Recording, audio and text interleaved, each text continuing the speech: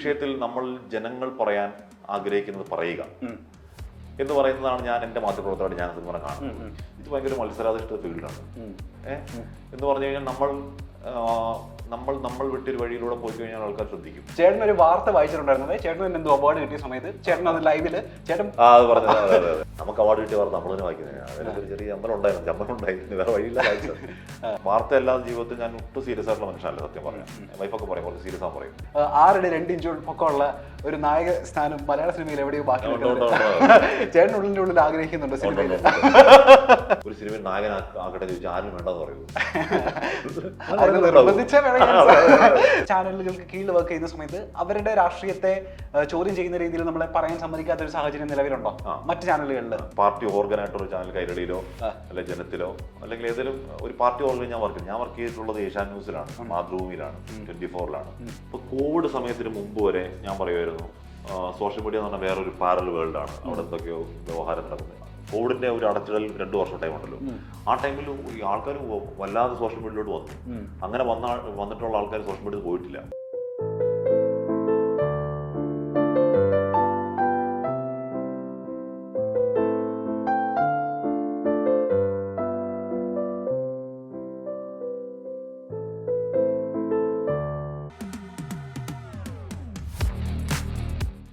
As A media person ഞാൻ എപ്പോഴും കൗതുകത്തോടെ എപ്പോഴും ആലോചിക്കുന്ന ഒരു കാര്യം എന്ന് പറയുമോ, ഇത്തരം നെടുനീളൻ ഈ പറഞ്ഞ ഒരു ഇൻട്രോ ഉണ്ടല്ലോ, അത്യാവശ്യം നന്നായിട്ട് പണിയെടുത്ത് ക്രിയേറ്റീവായിട്ട് എഴുതി ഉണ്ടാക്കിയ ഒരു ഇൻട്രോ, അത് ഒരു വെള്ളി പോലും വീഴാതെ അത് പറഞ്ഞ് അവസാനിപ്പിക്കുക എന്നുള്ളത് അതെങ്ങനെയാണെന്നുള്ളത് ഒരു സാധനം ഉണ്ടല്ലോ. ഇത് പ്രോംപ്റ്ററിലാണോ അതിന് വേണ്ടി? അല്ലെങ്കിൽ എനിക്ക് പണ്ട് കുറച്ച് പ്രസംഗമൊക്കെ ഉണ്ടായിരുന്നു, പണ്ട് കുറച്ച് കോളേജ് പഠിക്കുന്ന സമയത്തൊക്കെ. അതിന്റെ ഒരു ബാക്കിയാണ്, അതിന്റെ ഒരു തുടർച്ചയാണത്. പിന്നെ പണ്ടൊക്കെ ഇപ്പൊ വായനയൊക്കെ വളരെ കുറവാണ്.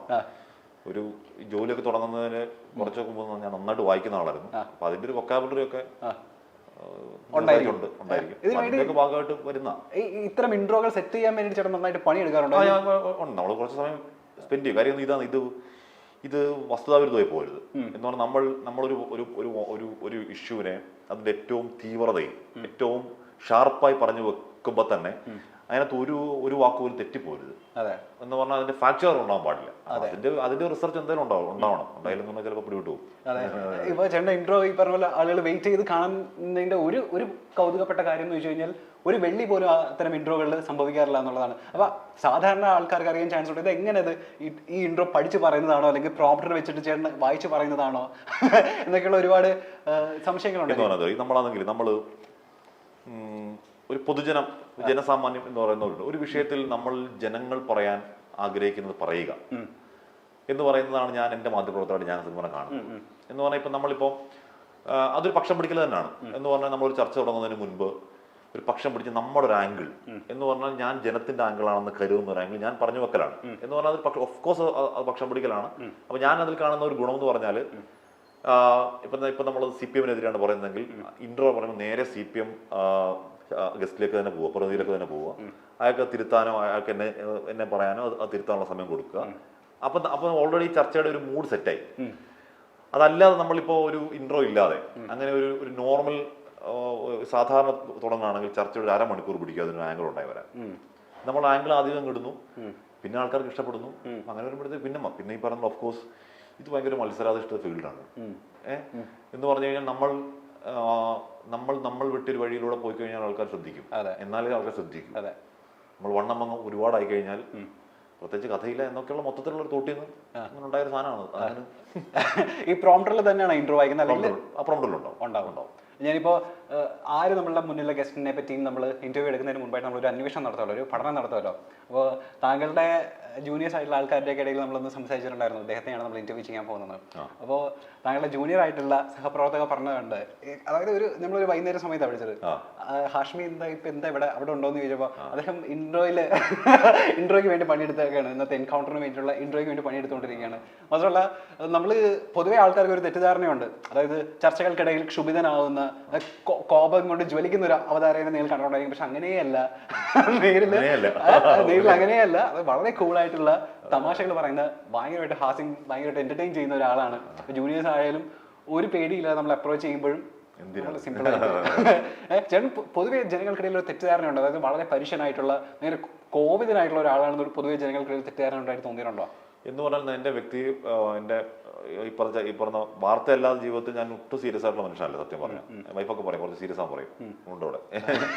അപ്പോൾ പക്ഷെ നമ്മൾ വാർത്തയിലോട്ട് വരുമ്പോഴത്തേക്ക് നമ്മളൊരു ഇഷ്യൂവിലോട്ട് വരുമ്പോഴത്തേക്ക് അത് ഇഷ്യൂ നമ്മൾ നിൽക്കും എന്ന് പറഞ്ഞാൽ ഇഷ്യൂ ഇപ്പം എന്താണ് ഇപ്പോൾ ആ ഇഷ്യൂ ജനങ്ങളെ ബാധിക്കുന്ന ഇഷ്യൂ ആണെങ്കിൽ അത് എന്നെ ബാധിക്കും. ഇപ്പൊ വിലക്കയറ്റം, ദാരിദ്ര്യം, പട്ടിണി, അല്ലെങ്കിൽ ഇന്ധന വില വർധന, അല്ലെങ്കിൽ അങ്ങനെ മനുഷ്യനെ ബാധിക്കുന്ന പ്രശ്നങ്ങൾ എടുക്കുമ്പോഴത്തേക്ക് അത് സ്വാഭാവികമായിട്ട് എന്നെ ബാധിക്കും. അങ്ങനെ നമ്മളെ ബാധിക്കുമ്പോൾ നമ്മൾ അങ്ങനെ ബാധിക്കുന്ന ഒരു വിഷയം നമുക്ക് ചിലപ്പോൾ തമാശ പറയാൻ പറ്റില്ല. അപ്പോൾ എന്താണ് ദേഷ്യമെങ്കിൽ ഞാൻ ദേഷ്യം കാണിക്കും. ഇനി ചിരിയാണ് വരുന്നത് ഞാൻ ചിരിക്കാറുണ്ട്. എന്താണ് ഉള്ളിൽ വരുന്നത് ഓർഗാനിക്കലി സംഭവിക്കുന്നതാണ്. എനിക്ക് ഭയങ്കര ദേഷ്യം വന്നിട്ടുണ്ട്. ആ ദേഷ്യം ഞാൻ അങ്ങനെ കാണിച്ചിട്ടുണ്ട്. ഞാൻ അതിനെ ഇനി നമുക്ക് പോളിഷ്ഡായിട്ട് ദേഷ്യം കാണിക്കരുത് എന്നൊക്കെ ഇരുന്നാലും കുറെ സമയം കഴിയുമ്പോഴത്തേക്ക് ഉള്ളിലെ ഫ്രോഡുകൾ പുറത്തെടുന്ന് പറയുന്ന പോലെ ആ ദേഷ്യമൊക്കെ പുറത്തു വരും. വെള്ളികളൊന്നും വന്നിട്ടില്ലല്ലോ. വലിയ വെള്ളികളൊന്നും വന്നിട്ടൊന്നുമില്ല. ഇടയ്ക്കിടയ്ക്ക് ഉണ്ടാവും കേട്ടോ. 900 എന്നൊക്കെ പറയുമ്പോഴത്തേക്ക് ഈ അക്കങ്ങൾ വരുന്ന സമയത്ത് എല്ലാവരും പ്രത്യേകിച്ച് പ്രോംപ്റ്ററിലല്ലേ പ്രോംപ്റ്റ് അക്കങ്ങൾ നിരന്ന് കിടക്കുമ്പോഴേ എനിക്ക് ഒന്നാമത് കണക്ക് ഞാൻ പണ്ടേ മണ്ടനാണ്. അപ്പോൾ സ്വാഭാവികമായിട്ടും ഈ അക്കങ്ങൾ ഞാൻ ചോദിച്ചു പോകില്ല. അതിന്റെ ഒരു പ്രശ്നം അക്കങ്ങൾ വരുമ്പോൾ ഉണ്ടാവാറുണ്ട്. പക്ഷെ അങ്ങനെ ഒരു മാരക വെള്ളി വന്നിട്ടില്ല ഇതുവരെ. ഈ ചേട്ടന്റെ ഇന്റർവ്യൂസ് കാണുന്ന സമയത്തും അല്ലെങ്കിൽ ചേട്ടന്റെ പരിപാടികൾ കാണുന്ന സമയത്ത് ആരെങ്കിലും ചേട്ടൻ പേര് നല്ലത് പറഞ്ഞു കഴിഞ്ഞാൽ ഒരു കോംപ്ലിമെന്റ് കിട്ടിക്കഴിഞ്ഞാൽ ചേട്ടൻ ഇപ്പൊ ഇച്ചിരി നാണം വരുന്ന കൂട്ടത്തിലാണോ അല്ലേ? ഇന്റർവ്യൂവിൽ ഞാൻ ശ്രദ്ധിച്ച കാര്യം, അതായത് ആരാധികമാരുടെ കത്തുകളോ അല്ലെങ്കിൽ മെസ്സേജുകളോ വരാറുണ്ടോ എന്ന് ചോദിച്ചപ്പോൾ ചേട്ടൻ ഭയങ്കരമായിട്ട് ബ്ലഷ് ചെയ്യുന്നുണ്ട്. ഒപ്പം ചേട്ടൻ ഒരു വാർത്ത വായിച്ചിട്ടുണ്ടായിരുന്നത് ചേട്ടൻ തന്നെ എന്തോ അവാർഡ് കിട്ടിയ സമയത്ത് ചേട്ടൻ അത് ലൈവില് ചേട്ടൻ ആ സമയത്ത് ചേട്ടൻ ആർക്കും മനസ്സിലാവരുത് എന്നുള്ള രീതിയിൽ പെട്ടെന്ന് വായിച്ചു പോവാ എന്ന് പറഞ്ഞാൽ നമ്മൾ കാണുന്നില്ല. ഒരു വാർത്ത കഴിഞ്ഞ് ജസ്റ്റ് അടുത്ത വാർത്ത പ്രോംപ്റ്ററി വന്ന് അവാർഡ് വാർത്ത വായിച്ച് തുടങ്ങിയപ്പോൾ തന്നെ മനസ്സിലായി പണി വാളി. പിന്നെ അത് ഇടയ്ക്ക് നിർത്താൻ പറ്റത്തില്ല, മൊത്തം വാക്കിൽ നടക്കുള്ളൂ. നമുക്ക് അവാർഡ് കിട്ടിയ വാർത്ത നമ്മൾ തന്നെ വായിക്കുന്നത്. അതിനൊരു ചെറിയ ചമ്പലം ഉണ്ടായി, വേറെ വഴിയില്ല വായിച്ചത്. അങ്ങനുണ്ട്. ഇപ്പൊ നമ്മുടെ മുഖത്ത് നോക്കി ഒരാൾ നമ്മളെ നല്ലത് പറയുകയാണെങ്കിൽ എന്തോ ഒരു ചെറിയൊരു ബുദ്ധിമുട്ടുണ്ട്. നിലവിൽ ഇപ്പൊ 10 മോശം പറഞ്ഞ കുഴപ്പമില്ല.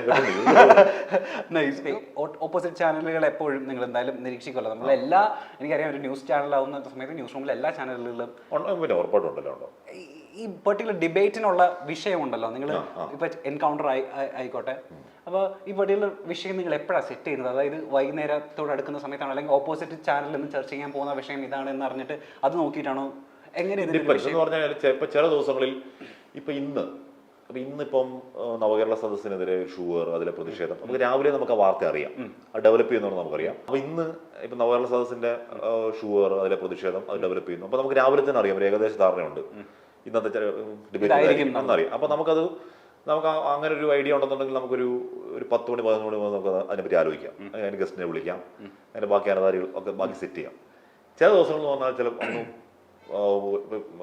മിനിഞ്ഞാന്ന് ഞാൻ ലാസ്റ്റ് ചെയ്ത് മിനിഞ്ഞാന്നാണ്. അതിന് ഇന്ന് മിനിഞ്ഞാന്നാണ് എന്ന് പറഞ്ഞാൽ നമുക്കൊരു 4 മണി 2 മണി 3 മണി ആകുമ്പോൾ ഒരു വിഷയം ഉണ്ടാവില്ല. കടുത്ത വിഷയകാര്യത്തിൽ ചില ദിവസങ്ങൾ ഉണ്ടാവും. അപ്പോൾ അതിൽ 3 മണി 4 മണി ഒക്കെ ചിലപ്പോൾ നീണ്ടുപോകും. അതനുസരിച്ച് ബാക്കി പെട്ടപ്പെട്ട കാര്യങ്ങൾ ബാക്കി സെറ്റ് ചെയ്യാന്നുള്ളതാണ്. ഇനി ആസ് എ കോമൺ ഓഡിയൻ നമ്മൾ എപ്പോഴും ചിന്തിക്കുന്ന ഒരു കാര്യമാണ്, ഒരുപാട് റിസർച്ച് ഒക്കെ നടത്തിയിട്ടായിരിക്കും നിങ്ങൾ ഡിബേറ്റിലേക്ക് കയറുന്നത്. ഈ ഡിബേറ്റിൽ കയറുന്ന സമയത്ത് ഈ കണ്ടന്റ് എടുക്കാൻ വേണ്ടിയിട്ട് അല്ലെങ്കിൽ ഈ പെർട്ടിക്കുലർ വിഷയം എടുക്കാൻ വേണ്ടിയിട്ട് നിങ്ങൾ ആരെയാണ് സഹായിക്കുന്നത്? അല്ലെങ്കിൽ ആരാ നിങ്ങൾക്ക് ഇതിനുള്ള കണ്ടന്റ് ലീഡ് തരുന്ന ആളാരാ? അതിനൊരു പെർട്ടിക്കുലർ പ്രൊഡ്യൂസർ ഉണ്ടായിരിക്കുമോ? എങ്ങനെയാണ് നിങ്ങൾ ചർച്ചയിൽ? അങ്ങനല്ല, അതൊക്കെ അതിന്റെ റിസർച്ച് നമ്മൾ തന്നെ നടത്തുന്നത്. ഇതിന്റെ പിന്നിലുള്ള എങ്ങനെ പ്രിപ്പറേഷൻസ്? ഇതിന് ഞാൻ ചെയ്യുന്ന രീതി എന്ന് പറഞ്ഞാൽ നമ്മൾ പത്രങ്ങൾ വായിക്കും. പത്രങ്ങളിൽ നമുക്ക് അത്യാവശ്യം സാധനം ഉണ്ടാവും, ഒരു ഏകദേശം ഒരു രൂപരേഖ ഉണ്ടാവും. പിന്നീട് ഇപ്പോൾ ഒരു വിഷയം എടുക്കുകയാണെങ്കിൽ നമ്മളിപ്പോൾ അതുമായിട്ട് ബന്ധപ്പെട്ട ആൾക്കാരുണ്ടാവുമല്ലോ. ഇപ്പോൾ കോവിഡ് എന്ന് പറഞ്ഞാൽ അതിൻ്റെ ഡോക്ടർമാരുണ്ടാവും, അല്ലെങ്കിൽ മറ്റൊരു വിഷയം അതിൻ്റെ ആൾക്കാരുണ്ട്. അപ്പോൾ ഇവരൊക്കെ ഞാൻ വ്യക്തിപരമായി ചെയ്യുന്നത് പരമാവധി നേരിട്ട് വിളിച്ച് ചുരുങ്ങിയ സമയത്തുള്ള മാക്സിമം ഡേറ്റ എടുക്കും ഇവരിൽ നിന്നൊക്കെ. എല്ലാ വിഷയം നമുക്കറിയാം. ഇപ്പം ഞാൻ പറഞ്ഞ ഇപ്പോൾ ഒരു ജനറൽ ടോപ്പിക്കാണ്, ഇപ്പോൾ ജനറൽ പൊളിറ്റിക്കൽ ടോപ്പിക്കാണ്, നമ്മൾ വാർത്തയിൽ നിൽക്കുന്നവരാണ്, അതുകൊണ്ട് നമുക്ക് അത്യാവശ്യം അപ്ഡേറ്റഡ് ആണ്. അപ്പോൾ എല്ലാ വിഷയം അങ്ങനല്ല. അപ്പം അങ്ങനെ അല്ലാത്ത വിഷയം വരുമ്പോൾ നമ്മൾ ജസ്റ്റ് ബന്ധപ്പെട്ട ആൾക്കാരിൽ നിന്ന് നേരിട്ട് വിളിച്ച് എന്താണ് ഇതിന്റെ ഫാക്ട് ഫിഗേഴ്സ് എന്താണെന്നൊക്കെ ചുരുങ്ങിയ സമയത്തിനുള്ളിൽ നേരിട്ട് തന്നെ എടുത്ത് ഡേറ്റ തയ്യാറാക്കി നമുക്ക് ആ വിഷയത്തെ പറ്റി അത്യാവശ്യം അറിയാം എന്നൊരു ധാരണ ഉണ്ടാക്കിയിട്ട് കയറണം. ഇല്ലെന്നുണ്ടെങ്കിൽ പൊളിഞ്ഞു. അതിനുവേണ്ടി ഒരു പെർട്ടിക്കുലർ പ്രൊഡ്യൂസർ ഉണ്ടായിരിക്കത്തില്ല നമുക്ക് കണ്ടന്റ് എടുത്ത് തരാൻ. അത് നമുക്ക് പ്രൊഡ്യൂസർ ഉണ്ട്, ഓഫ് കോഴ്സ് പ്രൊഡ്യൂസർ ഉണ്ട്. എന്ന് പറഞ്ഞാൽ അത് പ്രൊഡ്യൂസറിന് നമ്മുടെ കണ്ടന്റുമായിട്ട് നേരിട്ട് ഉത്തരവാദിത്വം ഉണ്ടാവില്ല. ഗസ്റ്റിനെ കോർഡിനേറ്റ് ചെയ്യാനൊക്കെ ഒന്ന് ഗസ്റ്റിനെ കോർഡിനേറ്റ് ചെയ്യാം. മാത്രം നമുക്ക് ഇതിന്റെ ബ്രേക്ക്, അതിന്റെ ആ സമയത്ത് ഒരു പ്രൊഡക്ഷൻ ഉണ്ടല്ലോ, PCR എന്ന് പറയുന്നത് പ്രൊഡക്ഷൻ റൂമിൽ ഉണ്ടാവും, ബാക്കി കാര്യങ്ങൾ പറഞ്ഞു തരിക എന്നൊക്കെ. കണ്ടന്റിൽ ഇടപെടില്ല, നമ്മൾ തന്നെയാണ് ചെയ്യുക. അപ്പൊ ഞാൻ ചോദിക്കട്ടെ ചേട്ടാ, നമ്മൾ ഓപ്പോസിറ്റ് ഇരിക്കുന്നത് പക്ഷേ റിസർച്ച് ഒക്കെ ഉണ്ട്, നമുക്ക് ആവശ്യമുണ്ടെന്ന് ചോദിച്ചു കഴിഞ്ഞാൽ സാധനം തരുക ചെയ്യും. ഓക്കെ. അപ്പൊ നമ്മളുടെ ഇപ്പൊ ലൈവ് ഷോ ആണല്ലോ, ഡിബേറ്റ്സുകൾ എല്ലാ ചാനലുകളിലും ലൈവ് ആണല്ലോ. ഈ ലൈവില് നമ്മൾക്കറിയാത്ത ഒരു കാര്യമാണ് ഗസ്റ്റ് മുന്നോട്ട് വെക്കുന്നതെന്ന് വിചാരിക്കാം. അപ്പം എല്ലാവർക്കും എല്ലാ കാര്യങ്ങളും അറിയണം എന്ന് നിർബന്ധമില്ല മാധ്യമ പ്രവർത്തകന്. അപ്പം ഇങ്ങനൊരു കാര്യം മുന്നോട്ട് വെച്ചു, നമുക്കറിയില്ല അതിനെപ്പറ്റി. അപ്പം അതിൻ്റെ അടുത്ത മറുപടി കൊടുക്കണമല്ലോ, അതിന് അടുത്ത സ്റ്റെപ്പിലേക്ക് പോകണമല്ലോ. അപ്പം ലൈവ് അല്ലേ, നമുക്ക് റിസർച്ച് ചെയ്യാനൊന്നും സമയമില്ല ആ സമയത്ത്. അപ്പം എന്താ ചെയ്യുക? എനിക്കറിയില്ല എന്ന് പറയാം സാധനം, എനിക്ക് വിഷയത്തിൽ അറിയില്ല, ഒന്നുകൂടെ വിശദീകരിച്ച് ചോദിക്കുക എന്ന് പറഞ്ഞാൽ നമ്മളിപ്പം നമ്മുടെ പ്രേക്ഷകർക്ക് അറിയാം.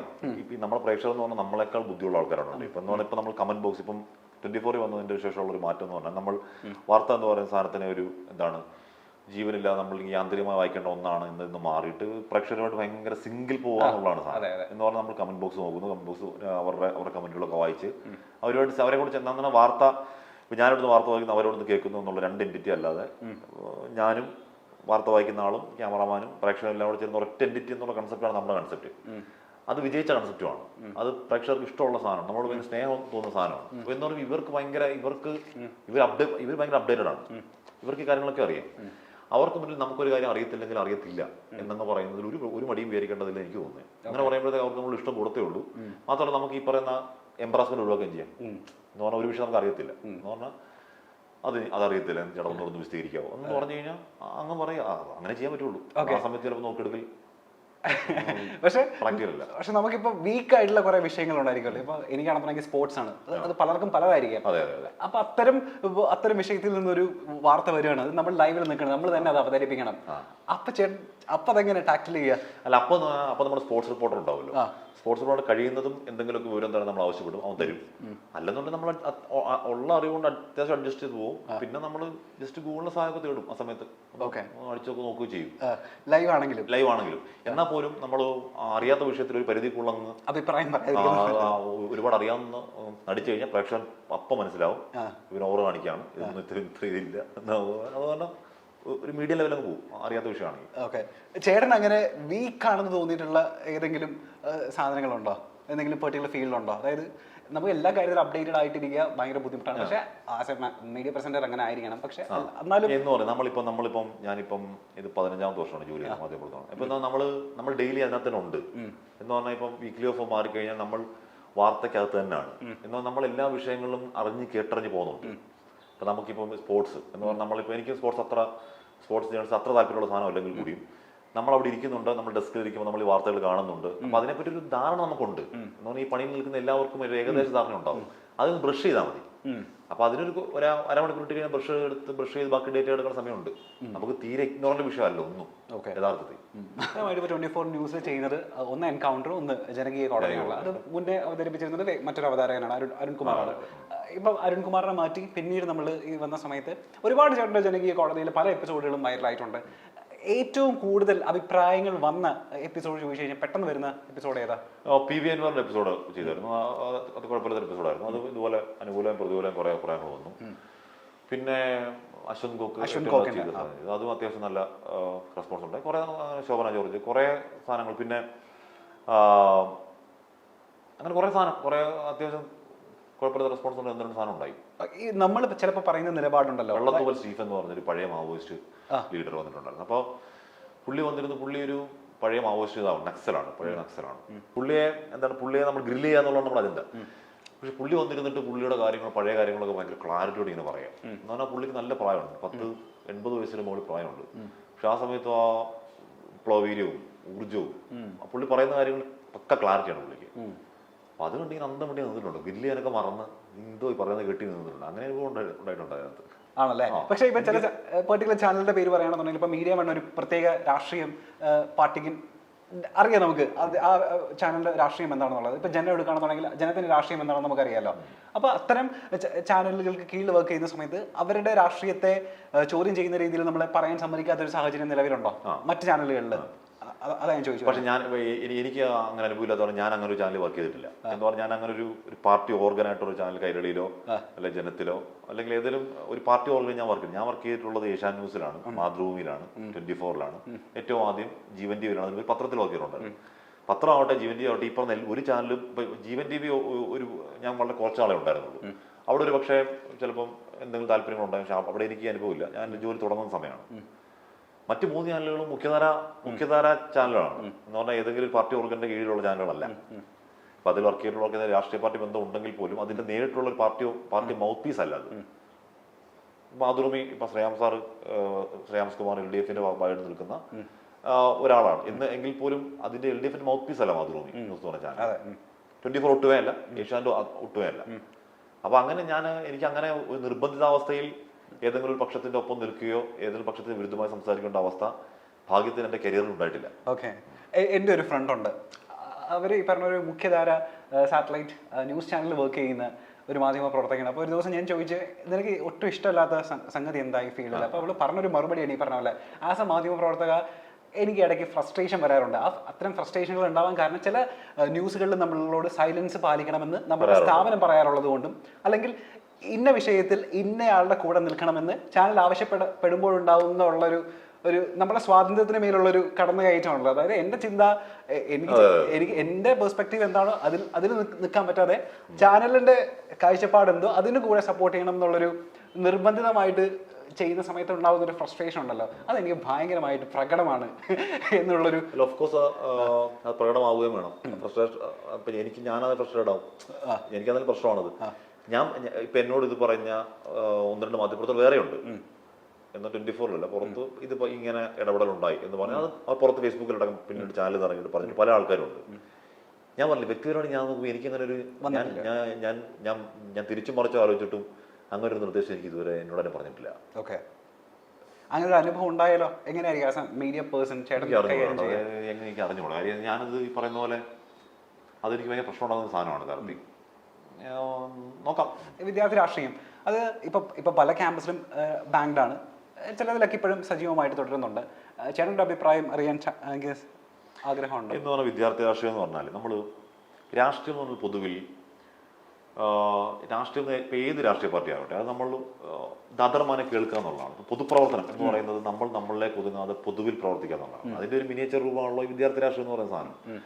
എന്ന് പറഞ്ഞാൽ ഞാൻ വ്യക്തിപരമായി വിശ്വസിക്കുന്ന വിദ്യാർത്ഥി രാഷ്ട്രീയം എന്ന് പറഞ്ഞാൽ നമ്മൾ ഒരു ഗ്രൂപ്പിനിടയിൽ നിൽക്കാൻ, ഗ്രൂപ്പിന് വേണ്ടി പ്രവർത്തിക്കാൻ, നമുക്ക് വേണ്ടി അല്ലാതെ മറ്റൊരാൾക്ക് വേണ്ടി ഇറങ്ങാൻ, ഇപ്പോൾ ബ്ലഡ് സംഘടിപ്പിക്കാൻ, ഇപ്പോൾ കുറേ ബ്ലഡ് ഒക്കെ കൊടുക്കേണ്ടി വരാറുള്ളൂ. നമ്മളൊക്കെ ഉള്ള സമയത്ത് നമ്മൾ അപൂർവ ബ്ലഡ് ഗ്രൂപ്പുകൾ തേടി പോവുക. എന്നാൽ നമ്മളോട് ഒരു ബന്ധവുമില്ലാത്ത, നമ്മുടെ നേരിട്ട് ബന്ധമല്ലാത്ത നമുക്കറിയാത്ത മനുഷ്യർക്ക് വേണ്ടി സേവനങ്ങൾ ചെയ്യാൻ, അവരുടെ വേദനകൾ കേൾക്കാൻ, ഒരു സഹാനുഭൂതി, എമ്പതി എന്നൊക്കെ പറയുന്ന സാധനം ഇക്കാലത്ത് ഇല്ലാതാവുന്ന ഒരു സാധനമുണ്ടല്ലോ. അതൊക്കെ ബിൽഡ് ചെയ്യാൻ ഏറ്റവും ഗംഭീരമാർഗ്ഗം എനിക്ക് തോന്നിയിട്ടുണ്ട്. പിന്നെന്ന് പറഞ്ഞാൽ നമ്മൾ പൊതുവിൽ നിൽക്കുമ്പോൾ തന്നെ നമ്മുടെ ഈ പറയുന്ന സങ്കുചിതമായ, നമ്മൾ ഒറ്റയ്ക്ക് ഒരിടത്ത് ഒരു തുരുത്തായി നിൽക്കുന്നതും ഒരു ഗ്രൂപ്പിൽ നിന്നുകൊണ്ട് ആ ഗ്രൂപ്പിനകത്ത് ടീമായിട്ട് പ്രവർത്തിക്കുമ്പോഴുണ്ടാകുന്നതിനും 2 മാറ്റങ്ങളുണ്ട്. നമ്മുടെ ലോകം കുറച്ചുകൂടി ഓപ്പൺ ആവും. നമ്മൾ ഒരു വിഷയത്തെ പറ്റി കുറച്ചുകൂടി ഇപ്പം നമ്മൾ രാഷ്ട്രീയത്തിൽ അല്ലെങ്കിൽ വിദ്യാർത്ഥി രാഷ്ട്രീയത്തിൽ നമ്മളൊരു വിഷയത്തിന് വേണ്ടി ഇറങ്ങുകയാണെങ്കിൽ ആ വിഷയത്തെ പഠിക്കണമല്ലോ. ആ വിഷയത്തിൽ നമ്മൾ പഠിക്കുന്നു, 10 പേരോട് സംസാരിക്കുന്നു എന്നൊക്കെ പറഞ്ഞാൽ ഞാനതിനെ പോസിറ്റീവായിട്ടേ കാണുന്നുള്ളൂ. പിന്നെ ഓഫ് കോഴ്സ് അതിന് നെഗറ്റീവ് വശങ്ങളുണ്ട്. പിന്നെ നമ്മളൊക്കെ ചെയ്തതിന് വർഷങ്ങൾ കുറേ ഇങ്ങോട്ടായി. എനിക്ക് ഇപ്പോഴത്തെ വിദ്യാർത്ഥി രാഷ്ട്രീയത്തെ പറ്റി എനിക്ക് അറിയില്ല കൃത്യമായിട്ട്. എനിക്ക് എൻ്റെ പൾസും സെൻസും അറിയാത്ത കാരണം ഇപ്പോഴത്തെ എന്നിട്ട് ഞാൻ അധികം പറയുന്നില്ല. ഞാൻ ഉണ്ടായിരുന്ന സമയത്തെ വിദ്യാർത്ഥി രാഷ്ട്രീയം എന്ന് പറഞ്ഞാൽ നമ്മളിപ്പം എല്ലാം പണ്ട് ഗംഭീരമായിരുന്നു എന്നർത്ഥത്തിൽ പറയുന്നതല്ലേ. എനിക്ക് നേരിട്ട് അനുഭവമുള്ള സാധനം എന്ന് പറഞ്ഞാൽ എനിക്കത് ഗുണമേ ചെയ്തിട്ടുള്ളൂ. എനിക്ക് വ്യക്തിപരമായി എൻ്റെ വ്യക്തിത്വം വളർത്തുന്നതിലൊക്കെ എനിക്ക് എൻ്റെ വിദ്യാർത്ഥി രാഷ്ട്രീയ സമയം ഗുണമല്ലാതെ ദോഷം ചെയ്തിട്ടേ ഇല്ല ഞാൻ പറയും. അതിൽ നിന്ന് എൻ്റെ അടുത്ത ക്വസ്റ്റ്യൻ, ഇപ്പോൾ SFIയുടെ ഒക്കെ രാഷ്ട്രീയത്തിൽ, ക്യാമ്പസ് രാഷ്ട്രീയത്തിലൊക്കെ സജീവമായിട്ട് പങ്കെടുത്ത ഒരാളല്ലേ, ആ ക്യാമ്പസ് രാഷ്ട്രീയം ചേട്ടൻ ആസ് എ ഇൻഡിവിജ്വൽ എങ്ങനെയൊക്കെ വാർത്തെടുത്തിട്ടുണ്ട്, എങ്ങനെയൊക്കെ മോൾഡ് ചെയ്തെടുത്തിട്ടുണ്ട്? ഞാൻ നേരത്തെ പറഞ്ഞ കാര്യങ്ങളൊക്കെ ബോൾഡ് ചെയ്യുന്നു. എന്ന് പറഞ്ഞാൽ നമ്മൾ ആ കോളേജിന് വേണ്ടി ജീവിക്കുകയാണ്. ഇപ്പം ഡിഗ്രി 3 വർഷം എന്ന് പറഞ്ഞാൽ നമ്മൾ ആ കോളേജിന് ആസ് എ ഹോൾ വേണ്ടി ജീവിക്കാം. നമുക്ക് വ്യക്തിപരമായിട്ടുള്ള നമ്മുടെ ഓഫ്കോഴ്സ് വ്യക്തിപര താല്പര്യം പയ്യന്മാരാണല്ലോ, വ്യക്തിപരമായ താല്പര്യങ്ങളും പ്രണയങ്ങളും ഒക്കെ ഉണ്ട്. എങ്കിൽ പോലും നമ്മളിപ്പോൾ കോളേജിലേക്ക് വരുമ്പോൾ നമ്മൾ കോളേജ്, എൻ്റെ കോളേജ്, നമ്മുടെ കോളേജ്, നമ്മുടെ പിള്ളേർ എന്നൊക്കെയാണല്ലോ നമ്മുടെ ഫീൽ ഉണ്ടാവുക. അവരുടെ അവകാശങ്ങൾക്ക് വേണ്ടി നിൽക്കുക, കോളേജിൽ പോവുക, ഓഫീസിൽ പോവുക. ഇപ്പോൾ ഒരു കുട്ടിക്ക് മാർക്ക് പ്രശ്നമുണ്ടോ അല്ലെങ്കിൽ എന്തെങ്കിലും പ്രശ്നമുണ്ടാവും, ഒരു അനീതി നേരിട്ടു, അസമത്വം നേരിട്ടു, അത് സംസാരിക്കുക എന്നൊക്കെ പറഞ്ഞാൽ സമൂഹത്തിന് വേണ്ടി വോയിസ് ഉയർത്താൻ നമ്മളെ കേപ്പബിൾ ആക്കി, എന്നെ കേപ്പബിൾ ആക്കി ഞാൻ പറഞ്ഞത്. മാധ്യമപ്രവർത്തനത്തിൻ്റെ അതിൻ്റെ ഒരു വേര് കിടക്കുന്ന ഒരു വിഷയം അവളൊക്കെ ആയിരിക്കും. ഓക്കെ, എന്നാൽ മാധ്യമപ്രവർത്തനം എന്ന് പറഞ്ഞാൽ എന്താണ്? ശബ്ദമില്ലാത്തതുകൊണ്ട് നമ്മൾ ശബ്ദമായി നിൽക്കുക എന്നുള്ളതാണ് എൻ്റെ ബേസിക് കൺസെപ്റ്റ്. ബേസിക് എപ്പോഴും സാധ്യമാവത്തില്ലെങ്കിൽ കൂടിയും എൻ്റെ ബേസിക് കൺസെപ്റ്റ് അതാണ് ഞാൻ ഒരു കരുതുന്നുള്ള. അത് തന്നെയാണ് നമ്മൾ ഈ അക്കാലത്ത് നമ്മൾ ചെയ്തുകൊണ്ടിരുന്നത്. നമ്മൾ അവരന് വേണ്ടി, അവരുടെ ഒരു ആവശ്യത്തിന് വേണ്ടി നമ്മുടെ സമയം നോക്കാതെ, നമ്മുടെ സുഖ സൗകര്യങ്ങൾ നോക്കാതെ, നമ്മുടെ ക്ലാസ് കഷ്ടപ്പെടുന്നത് നോക്കാതെ, നമ്മുടെ മാർക്ക് പോകുന്നത് നോക്കാതെ ഇറങ്ങി നിൽക്കുക എന്ന് പറയുന്നത് ഇക്കാലത്ത് അത്ര ഭയങ്കര മത്സരാധിഷ്ഠിത ലോകത്ത്, മാർക്കിന്റെ ലോകത്തൊക്കെ അത് അത്ര പ്രോത്സാഹിപ്പിക്കുന്ന സാധനമല്ല. എനിക്ക് എക്സാം മിസ്സായിട്ടുണ്ട്, എനിക്ക് അതിൽ മാർക്ക് നഷ്ടമായിട്ടുണ്ട് എന്നൊക്കെ പറയുമ്പോൾ നമ്മൾ വേറൊരാൾക്ക് വേണ്ടി നിൽക്കുന്നതിന്റെ ഭാഗമായിട്ട് നഷ്ടമാകുന്നത് അത്. ഓക്കെ ചേട്ടാ, ഇപ്പോൾ നിലവിൽ ഇപ്പോൾ കേരളത്തിൽ ഒരുപാട് ഒരു പെർട്ടിക്കുലർ നമ്പർ ഓഫ് ആൾക്കാരുണ്ട്, മാധ്യമ ചാനൽസ് ഉണ്ട്, ന്യൂസ് ചാനൽസ് ഉണ്ട്. ഇനി ഇവിടെ കേരളം പോലുള്ള ഒരു നാട്ടിൽ അല്ലെങ്കിൽ ഇപ്പോൾ ടെക്നോളജി അപ്ഡേറ്റ് ചെയ്യുന്നുണ്ട്. ഇപ്പോൾ ഒരു സമയത്ത് പറഞ്ഞിരുന്നു പത്രങ്ങൾക്ക് ഇനി അധികം ആയുസില്ല എന്ന് പറഞ്ഞിരുന്ന ആൾക്കാരുണ്ട്. ഇനി ഇവിടെ കേരളം പോലുള്ള ഒരു സംസ്ഥാനത്ത് ഒരു അഡീഷണൽ സെപ്പറേറ്റ് ആയിട്ടുള്ള ഒരു സാറ്റലൈറ്റ് ന്യൂസ് ചാനലിന് ഒരു സാധ്യതയുണ്ടോ? ചേട്ടൻ എന്താ വിചാരിക്കുന്നത്? എന്ന് പറഞ്ഞാൽ ഇനി വരാനുള്ളത് 9ഓളം ചാനലാണ് വരാനിരിക്കുന്നത്, സാറ്റലൈറ്റ് ചാനലുകൾ എന്ന് പറഞ്ഞാൽ പല പല ഹിന്ദി ചാനലുകളിൽ മലയാളം വേർഷൻ അടക്കം കുറേ ചാനൽ വരാനിരിക്കുകയാണ്. ഇതിൻ്റെയൊക്കെ മാർക്കറ്റ് സ്റ്റഡി പറയുന്നത് ഇനിയും കേരളത്തിൽ സ്കോപ്പ് ഉണ്ടെന്നാണ് പറയുന്നത്. എനിക്ക് മനസ്സിലാവുന്നില്ല ഇത് എവിടെയാണ് ഇത്ര സ്കോപ്പ് ഉള്ളത്. പക്ഷേ അവരുടെ ഇപ്പോൾ അവർ ടീമിനെ വെച്ച് പഠിച്ചിട്ടല്ല, അവർ കോടികൾ മുടക്കാൻ ഇറങ്ങുകയാണെങ്കിൽ പഠിച്ചിട്ടല്ല ഇറങ്ങുള്ളൂ. പഠിക്കുമ്പോൾ ഇനിയും കേരളത്തിൽ സ്കോപ്പ് ഉണ്ടെന്നാണ് പറയുന്നത്. അത് എനിക്ക് മനസ്സിലാവുന്നില്ല എവിടെ സ്കോപ്പ്, പക്ഷെ ഉണ്ടെന്നാണ് പഠനത്തിൽ പറയുന്നത്. കൂടുതൽ ചാനൽ വരാനും പോകുന്നു ആണല്ലേ? ഇതിപ്പോൾ പല ചാനലുകളിലായിട്ട് നമ്മൾ കാണുന്ന ഒരു ട്രെൻഡ് ഉണ്ട്. അതായത് ഞാൻ പറഞ്ഞ പോലെ ഒരുപാട് മാറി ന്യൂസ് ചാനൽസ്. പണ്ട് എയർ പിടിച്ചും മാത്രം സംസാരിച്ചിരുന്ന ന്യൂസ് പ്രസൻറ്റേഴ്സിൽ നിന്ന് ഇപ്പോൾ വളരെയധികം കാഷ്വൽ ആയിട്ട് വരെ വാർത്തകൾ അവതരിപ്പിക്കുക എന്നുള്ള ഒരു ട്രെൻഡിലേക്കൊക്കെ കാര്യങ്ങൾ മാറിയിട്ടുണ്ട്. പക്ഷെ പലപ്പോഴെങ്കിലും ഈ സോഷ്യൽ മീഡിയയിൽ സംഭവിക്കുന്ന ട്രെൻഡുകളുണ്ടല്ലോ, സോഷ്യൽ മീഡിയയിൽ ചർച്ചയാവുന്ന കാര്യങ്ങൾ നമ്മളുടെ ന്യൂസ് ചാനലിലേക്ക് കൊണ്ടുവന്നിട്ട് ഈ പറഞ്ഞ റേറ്റിങ്ങിന് വേണ്ടിയിട്ട് മാത്രം അത്തരം കാര്യങ്ങൾ ചർച്ച ചെയ്യുന്ന പ്രോഗ്രാമുകൾ വരുന്നു. ഇത് ഒരു പരിധിക്കപ്പുറം നമ്മളുടെ ക്വാളിറ്റിയെ ബാധിക്കുന്നുണ്ടോ ന്യൂസ് ചാനലുകൾ എന്ന് പറഞ്ഞാൽ? സോഷ്യൽ മീഡിയ എന്ന് പറഞ്ഞാൽ ഇപ്പോൾ യാഥാർത്ഥ്യമാണ്. സോഷ്യൽ മീഡിയ എന്ന് പറഞ്ഞാൽ നമ്മുടെ സമൂഹത്തിന്റെ പരിച്ഛേദമാണ്. ഇപ്പൊ കോവിഡ് സമയത്തിന് മുമ്പ് വരെ ഞാൻ പറയുമായിരുന്നു സോഷ്യൽ മീഡിയ എന്ന് പറഞ്ഞാൽ വേറൊരു പാരൽ വേൾഡാണ്, അവിടെ എന്തൊക്കെയോ വ്യവഹാരം നടക്കുന്നത്. കോവിഡിന്റെ ഒരു അടച്ചിടൽ 2 വർഷം ടൈം ഉണ്ടല്ലോ, ആ ടൈമിൽ ആൾക്കാർ വല്ലാതെ സോഷ്യൽ മീഡിയയിലോട്ട് വന്നു.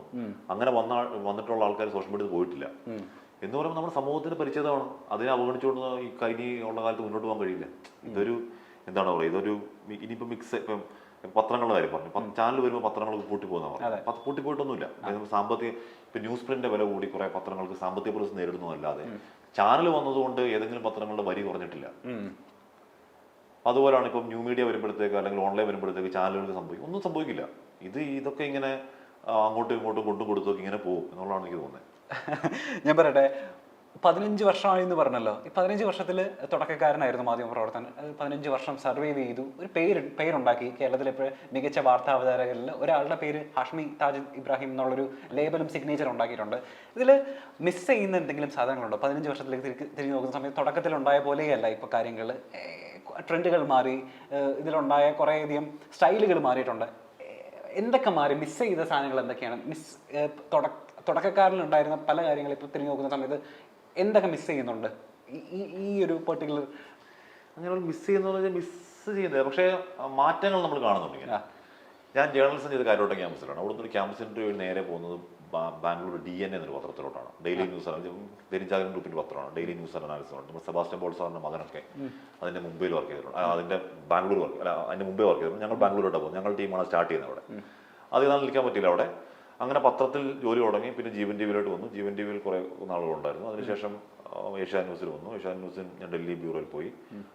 അവിടെ കുറച്ചാളുണ്ടായിരുന്നു. പിന്നെ അവിടെ നേരെ മാതൃഭൂമി ഇന്ന് പിന്നെ ആണ് ഞാൻ 24 വരുന്നത്. ഇക്കാലം എന്ന് പറഞ്ഞാൽ ഡ്രാസ്റ്റിക് ആയിട്ടുള്ള പല മാറ്റങ്ങളും ഈ ഫീൽഡിലുണ്ടായി. സാങ്കേതികപരമായിട്ട്, സോഫ്റ്റ്വെയർ പരമായിട്ട് പല മാറ്റങ്ങൾ നമ്മൾ ഉൾക്കൊണ്ടിങ്ങനെ വരികയാണ്. എന്ന് പറഞ്ഞാൽ ഇത് ഒരു സ്ട്രഗിളുള്ള ഫീൽഡാണ്. നമ്മുടെ ഈ ജെന്യുവനായിട്ടുള്ള ഇഷ്ടമില്ലെന്നുള്ളത് നമുക്ക് ഈ ഫീൽഡിൽ സർവേ ചെയ്യാൻ പാടാണ്. ഇഷ്ടമുള്ള ആൾക്കാർ വന്നു കഴിഞ്ഞാൽ ഈ പറയുന്ന നമ്മുടെ ഉള്ളിൽ ആ പാഷൻ ഉണ്ടെങ്കിൽ, വാർത്തയോട്ടൊരു സ്നേഹം ഉണ്ടെന്നുണ്ടെങ്കിൽ, ഇഷ്ടമുണ്ടെന്നുണ്ടെങ്കിൽ നമുക്ക് ഈ മാറ്റങ്ങളെ സർവൈവ് ചെയ്യാൻ പറ്റും. ഇപ്പൊ 24 വരുമ്പോഴത്തേക്ക് താങ്കൾ നേരത്തെ പറഞ്ഞ മറ്റേ പ്രേക്ഷകരുമായിട്ടുള്ള ഒരു സ്നേഹം, അതിന്റെ ഫ്രണ്ട് റണ്ണർ എന്ന് പറഞ്ഞത് 24 ആണ്. 24 വന്നതിന് ശേഷമാണ് വാർത്ത അങ്ങനെ എന്ന് പറഞ്ഞാൽ ഇങ്ങനെ മസൽ പിടിച്ച് യാന്ത്രികമായി അചേതനമായി ജീവനില്ലാത്തൊരു സാധനമല്ല എന്ന് മാറി ജീവനുള്ളതാണ്. പ്രേക്ഷകരെ നമ്മളിപ്പം മുന്നിൽ ക്യാമറ ഇരിക്കുമ്പോഴത്തേക്ക് നമ്മുടെ മുന്നിൽ ക്യാമറ മാത്രമല്ല, കുറേ ലക്ഷക്കണക്കിന് പ്രേക്ഷകർ ഇങ്ങനെ ഇരിക്കുന്നു, ഒരു ഫീലൊക്കെ ഉണ്ടാകുന്നു. അവരോട് നമ്മൾ നേരിട്ട് സംസാരിക്കുന്നു. അല്ലെങ്കിൽ അവർ കാണുമ്പോൾ നമ്മളിപ്പോൾ ഞാൻ ഗുഡ് ആഫ്റ്റർനൂൺ ഹാഷ്മി ഉച്ചക്ക് 1 മുതൽ 2 വരെ സാധനം ചെയ്യുന്നത്. അപ്പോൾ എന്ന് പറയുമ്പോൾ പലരും പറഞ്ഞിട്ടുണ്ട്. എന്ന് പറഞ്ഞു കഴിഞ്ഞാൽ നമ്മുടെ ഗസ്റ്റ് നമ്മുടെ ലിവിംഗ് റൂമിൽ വന്നിരുന്ന കാര്യം പറയുന്ന പോലെ ഫീൽ ചെയ്യുന്നുണ്ട്. എന്ന് പറഞ്ഞു കഴിഞ്ഞാൽ ആ കണക്ട് ഉണ്ടാക്കിയെടുക്കുക എന്ന് പറയുന്നത് നല്ല രസമുള്ള സാധനം. ഒരു സ്വീകാര്യത വന്നിട്ടുണ്ട് അല്ലേ ഈ ന്യൂസ് റീഡേഴ്സിന്? പണ്ടത്തെ കാളും ഇപ്പോഴത്തെ ന്യൂസ് റീഡേഴ്സിന് കുറെ കൂടെ സ്വീകാര്യതയുണ്ട്. ഒരു നമ്മുടെ വീട്ടിലൊരു ആളെ എനിക്ക് വ്യക്തിപരമായി നേരിട്ട് അനുഭവമുണ്ട് പല ആൾക്കാരുടെ പ്രതികരണത്തിനൊക്കെ. എന്ന് പറഞ്ഞാൽ മാധ്യമ പ്രവർത്തനം അത്യാവശ്യം നല്ല വെല്ലുവിളി നേരിടുന്ന സമയം കൂടാണ്. എന്ന് പറഞ്ഞാൽ അതിന്റെ ക്രെഡിബിലിറ്റി തകർക്കാനൊക്കെ ഉള്ള ഭയങ്കര കൊണ്ടുപിടിച്ച ശ്രമങ്ങൾ, സ്വാഭാവിക ശ്രമങ്ങൾക്കപ്പം നടക്കുമ്പോഴത്തേക്ക് സ്വാഭാവികമായിട്ടും മാധ്യമപ്രവർത്തകരോട് ദേഷ്യം കൂടുതലുള്ള കാലവുമാണ്, അതേസമയം തന്നെ സ്നേഹിക്കപ്പെടുന്ന കാലവുമാണ്, രണ്ടും പറയാം. അതായത് നമ്മളൊന്ന് തെറ്റുള്ള വാർത്ത നമ്മൾ കൊടുത്തു കഴിഞ്ഞാൽ എയറിലാവുകയും നമ്മളൊരു പക്ഷം എടുത്തു കഴിഞ്ഞാൽ ചിലപ്പോൾ സ്നേഹിക്കുകയും ഒക്കെ ചെയ്യുന്ന അതൊരു മിക്സാണ്. ബേസിക് മനുഷ്യന്റെ ക്യാരക്ടർ അതിലും കാണാം. ഇഷ്ടപ്പെടുകയും ഇഷ്ടപ്പെടുന്നവരിൽ പിന്നീട് സ്നേഹിക്കുകയും ചെയ്യുമല്ലോ. അപ്പൊ അങ്ങനെയുള്ള സാധനങ്ങളൊക്കെ പല അനുഭവമുണ്ട്. ഓക്കെ. ഇപ്പോൾ ഞങ്ങളിപ്പോൾ ഇന്റർവ്യൂവിന് വരുന്ന സമയം രാത്രി 9:30-ക്കാണ്. ചേട്ടൻ്റെ പ്രോഗ്രാം കഴിഞ്ഞ് വീട്ടിലെത്തുന്നത് രാത്രി 9:30 മണിക്കാണ്. ഞാൻ ചോദിക്കട്ടെ, ഒരു മാധ്യമ പ്രവർത്തകന്റെ ഒരു ഡെയിലി റൊട്ടീൻ, ചേട്ടൻ്റെ ഒരു തുടക്കവും അവസാനവും എങ്ങനെയാണെന്ന് പറഞ്ഞു കഴിഞ്ഞാൽ എന്താ പറയാ? ഡെയിലി റൊട്ടീൻ എന്ന് പറഞ്ഞു കഴിഞ്ഞാൽ നമ്മൾ രാവിലെ പോവാൻ ഇപ്പോൾ വൈകിട്ട് ചർച്ച ഉണ്ടെന്നുണ്ടെങ്കിലാണ് ഈ സമയം പറയാം. ചർച്ച വേറൊരാൾക്കാണെങ്കിൽ അത് ഞാൻ കുറച്ച് നേരത്തെ ഇറങ്ങാറുണ്ട്. എങ്കിൽ കൂടി ഏതാണ്ട് ഈ സമയമൊക്കെ ആവും വരുമ്പം. നമുക്കതൊരു അഡീഷണൽ ഭയങ്കര ഭീകര ഹെക്റ്റിക്കാണ് തോന്നാറില്ല. ആദ്യം പറയാം, നമ്മൾ കുറേ വർഷമായിട്ട് ചെയ്യുന്ന ഈ പണി തന്നെയാണ്, ഈ റുട്ടീൻ തന്നെയാണ്. അത് വലിയ ഹെക്റ്റിക്കാൻ തോന്നാറില്ല. പക്ഷെ വീട്ടുകാരൊക്കെ പറയും എന്താണ് സമയം കിട്ടുന്നത്, സ്പെൻഡ് ചെയ്യാൻ സമയം കിട്ടുന്നില്ല, എങ്ങോട്ട് പോകാൻ പറ്റുന്നില്ല, കല്യാണത്തിന് പറ്റുന്നില്ല, ചില പ്രശ്നങ്ങളൊക്കെ ഉണ്ട്. സുജയ പാർവതിയുടെ ഒരു ഇന്റർവ്യൂവിന് അവർ പറയുന്നത് കേട്ടിട്ടാണ് ഞെട്ടിപ്പോയി. എല്ലാ ദിവസവും എന്ന് പറയുന്ന പോലെ ചിലപ്പോൾ മണിക്കൂറുകൾ നോക്കാതെ നമ്മൾ ജോലി ചെയ്യേണ്ടി വരും. 12 മണിക്കൂർ വരെ ജോലി ചെയ്യേണ്ട ദിവസങ്ങളുണ്ടായിരിക്കും ആഴ്ചയിൽ. അത് നമ്മൾ സമയം നോക്കി കഴിഞ്ഞാൽ ഈ പറഞ്ഞ പോലെ മാധ്യമ രംഗത്ത് നമുക്ക് നിലനിൽക്കാൻ പറ്റത്തില്ല. അതൊരു പാഷനോട് ചെയ്യേണ്ടതാണ്. ഒരു ദിവസം അപ്പോൾ എത്ര മണിക്കൂറാണ് നിങ്ങളുടെ ഷിഫ്റ്റ് വരുന്നത്? 8 മണിക്കൂറാണ് ഷിഫ്റ്റ് വരും. 8 മണിക്കൂറാണ്. 8 മണിക്കൂർ പക്ഷേ പലപ്പോഴും പറ്റാറില്ല. ഇപ്പം ഇങ്ങനെയൊക്കെ പോയി ആ കുഞ്ഞിനെ കാണാതെ പോയി. അപ്പോൾ അത് അവിടെ മണിക്കൂർ നോക്കാൻ പറ്റുമില്ലല്ലോ. നിൽക്കുക നമ്മുടെ ടീം മൊത്തത്തിൽ ഒരുമിച്ച് നിൽക്കുന്നു. അതിൻ്റെ ഒരു സ്പിരിറ്റ്. പ്രത്യേകിച്ച് ഞങ്ങളുടെ SKN എന്ന് പറയുന്ന ശ്രീകണ്ഠൻ നായർ സാറ് രാവിലെ മുതൽ രാത്രി വരെ ഞങ്ങളുടെ കൂടെ ഉണ്ട്. എന്നാൽ ഞങ്ങളുടെ സ്ഥാപന മേധാവിയാണ്, ഞങ്ങളുടെ MD ആണ്, ഞങ്ങളുടെ ചീഫ് എഡിറ്ററാണ്. അപ്പോൾ സാറ് തന്നെ രാവിലെ സാറിന്റെ മോർണിംഗ് ഷോ ഉണ്ട്, ഗുഡ് മോർണിംഗ് SKN. അവിടെ മുതൽ സാറ് ഈ എൻ്റെ പ്രൊഫസർ സാറ് കൂടെ നിൽക്കുകയാണ്. സാറ് തന്നെ റോൾ മോഡൽ മാതൃകയായിട്ട് അങ്ങനെ നിൽക്കുമ്പോൾ നമുക്ക് കുഴപ്പം പറ്റില്ല. അതെ, ഞാൻ എൻ്റെ അടുത്തൊരു സുഹൃത്ത് പറഞ്ഞതായിട്ട് ഓർക്കുന്നുണ്ട്. അതായത് SKN ചിലപ്പോൾ സ്റ്റുഡിയോയിൽ നിന്ന് പോവുക ചിലപ്പോൾ രാത്രി 10 മണിക്കും ചിലപ്പോൾ 12 മണിക്കൊക്കെ ആയിരിക്കും. രാവിലെ എന്തായാലും ഇദ്ദേഹത്തിന് ഒരു 2 മണിക്കൂർ എന്തോ മോർണിംഗ് വാക്കിന് പോകുന്ന ഒരു ശീലമുണ്ട്. അതായത് ഇത് ലോകത്തിൽ എവിടെ ആയാലും 2 മണിക്കൂർ അദ്ദേഹം നടക്കാൻ പോകും. അപ്പോൾ 2 മണിക്കൂർ നടക്കാൻ പോകും. അത്രയും രാവിലെ എഴുന്നേക്കണം. ചുരുക്കി പറഞ്ഞു കഴിഞ്ഞാൽ അദ്ദേഹം ഉറങ്ങുന്ന ദൈർഘ്യം നോക്കുകയാണെന്നുണ്ടെങ്കിൽ 3-4 മണിക്കൂറും മാക്സിമം അദ്ദേഹം ഉറങ്ങുന്നുള്ളൂ. പിറ്റേ ദിവസം അതിരാവിലെ ഇപ്പോൾ മോർണിംഗ് ഷോ ഉള്ള ചെയ്യുന്നത് 6 മണിക്കും 5 മണിക്കൊക്കെ ചിലപ്പോൾ അദ്ദേഹം ഫ്ലോറിലും കാണും. ഇതപ്പോൾ ഞാൻ ചിന്തിക്കുന്നത് 3-4 മണിക്കൂർ മാത്രം ഉറങ്ങിക്കൊണ്ട് എങ്ങനെയാണ് 24 പോലുള്ള ഒരു സ്ഥാപനം അദ്ദേഹം നടത്തിക്കൊണ്ട് പോകുന്നത് വിത്തൗട്ട് എനി പ്രഷർ? ഞാൻ പറഞ്ഞത് പാഷനാണ്. പാഷനാണ്. സാറിന് എല്ലാ ദിവസവും സാറ് കഴിയുന്നതും സാറുള്ള ദിവസം തന്നെ മോർണിംഗ് ഷോ സാറാണ് ചെയ്യാറ്. ഗുഡ് മോർണിംഗ് വിത്ത് SKN എന്ന് പറഞ്ഞ മോർണിംഗ് ഷോ. അത് കഴിഞ്ഞിട്ട് പിന്നെ അത് സാർ അവിടെ തന്നെ ഉണ്ടാകും. കുറേ മീറ്റിങ്ങുകൾ ഉണ്ടാകും. എന്ന് പറഞ്ഞാൽ ഞാൻ ചെയ്യുന്ന പണി മാധ്യമപ്രവർത്തകന്റെ പണി മാത്രമാണ്. സാറ് ചെയ്യുന്ന പണി മാധ്യമപ്രവർത്തകന്റെ പണി മാത്രമല്ല. സാറ് മാനേജ്മെന്റ് ലെവൽ പണി, മീറ്റിങ്ങുകൾ, റേറ്റിംഗ്, മാർക്കറ്റിംഗ് ഒക്കെ സാറ് നോക്കണമല്ലോ. അതിൻ്റെ എല്ലാ മീറ്റിങ്ങുകൾ. അത് കഴിഞ്ഞിട്ട് ഇപ്പോഴാണ് ഫ്ലവേഴ്സിലുണ്ട്. ഇപ്പോൾ കുറച്ച് നാളാണ് ഹോൾഡ് ഉള്ളത്. അത് വീണ്ടും സ്റ്റാർട്ട് ചെയ്യാൻ പോവാണ്. അത് കഴിഞ്ഞിട്ട് ഒരു രാത്രി പോയിട്ടാണ് അതിന്റെ ഷൂട്ട് ഉണ്ടാവുക. റൗണ്ട് ദ ക്ലോക്ക് ഇതാണ്. അത് സാധ്യമാവുന്നത് എന്തുകൊണ്ടാണ്? അതിനോട് മടുപ്പ് തോന്നാത്തതുകൊണ്ടാണ്. മടുപ്പ് തോന്നാതിരിക്കുന്നതുകൊണ്ടാണ്. അതിന് ഭയങ്കര ഇഷ്ടമുള്ളതുകൊണ്ടാണ്. അത് ഇഷ്ടമുണ്ടെന്നുണ്ടെങ്കിൽ നമുക്ക് ചിലപ്പോൾ വർക്കിംഗ് അവേഴ്സ് കൂടിയാലും ബാധിക്കില്ല. പിന്നെ മനുഷ്യരാണ്, ക്ഷീണം ഉണ്ടാവും, ചിലപ്പോൾ ലീവ് എടുക്കും, ഓഫ് എടുക്കും, അതൊക്കെ ഉണ്ടാവും. സംഭവിക്കും. പല ചർച്ചകളുടെ താഴെയും ചേട്ടന് പുകഴ്ത്തിക്കൊണ്ടുള്ള കമന്റ്സുകളുണ്ട്, ചേട്ടന് നേരെ തിരിച്ചു കൊണ്ടാവാറുണ്ട്. പക്ഷെ പലരുടെയും കമന്റുകളിൽ ഞാൻ വായിച്ചു നോക്കിയ സമയത്ത് പലരും അഭിപ്രായപ്പെടുന്നുണ്ട് ഹാഷ്മിക്ക് സിനിമയിലൊരു സ്ഥാനം ഉണ്ട്, ഇത്രയും ചുറുചുറുക്കമുള്ള, സൗന്ദര്യമുള്ള, ഇത്രയും 6 അടി 2 ഇഞ്ച് പൊക്കമുള്ള ഒരു നായക സ്ഥാനം മലയാള സിനിമയിൽ എവിടെയോ ബാക്കി ചേട്ടനുള്ളിന്റെ ഉള്ളിൽ ആഗ്രഹിക്കുന്നുണ്ട് സിനിമയിൽ. വെയിറ്റ് ചെയ്യാണ്. ഒരു സിനിമയിൽ അഭിനയിച്ചു, ന്യൂസ് റീഡർ ആയിട്ട് തന്നെ, വെള്ളിമുഖയില് അല്ലേ? ഏറ്റവും പാപ്പച്ചൻ ഒളിവിലാണെന്ന സിനിമയ്ക്കകത്തൊക്കെ വാർത്ത വെച്ച് കൊടുത്തത്. ഓക്കെ, ഇടയ്ക്ക് എന്റെ ഭാഗത്തുണ്ട്. ഉണ്ട്. ഞാൻ കുറച്ച് നാടകങ്ങൾ ചെയ്തിട്ടുണ്ട്. അതാ ഞാൻ ചോദിക്കുന്നത്. നമുക്ക് കോളേജ് പഠിക്കുന്ന സമയത്തൊക്കെ. അപ്പൊ അതിന്റെ ഒരു ചെറിയൊരു അഭിനയ സ്ഥാനം ഉള്ളിൽ കിടപ്പുണ്ട്. അത് ഞാൻ പറഞ്ഞു, ഇപ്പം ഒരു സിനിമയിൽ നായകനാക്കട്ടെ ചോദിച്ചാൽ ആരും വേണ്ടെന്ന് പറയൂ. സമ്മതിക്കാന്നൊക്കെ ചർച്ചകൾ ഇടയിലും അല്ലെങ്കിൽ നിങ്ങൾ വാർത്ത വായിക്കുന്ന സമയത്തും ആസ് എ മാധ്യമ പ്രവർത്തകർ മാത്രമാണല്ലോ നിങ്ങളെ കാണുന്നത്. നിങ്ങളുടെ പെർസ്പെക്റ്റീവ് നമ്മൾ അറിയുന്നില്ല, നിങ്ങളുടെ കാഴ്ചപ്പാടുകൾ നമ്മൾ അറിയുന്നില്ല. ഇത്തരം ഓപ്പൺ ഇന്റർവ്യൂസ് വഴിയാണല്ലോ. അപ്പോൾ ഒരുപാട് സന്തോഷം അറിയാൻ സാധിച്ചതിൽ. It was fun meeting you. Thank you.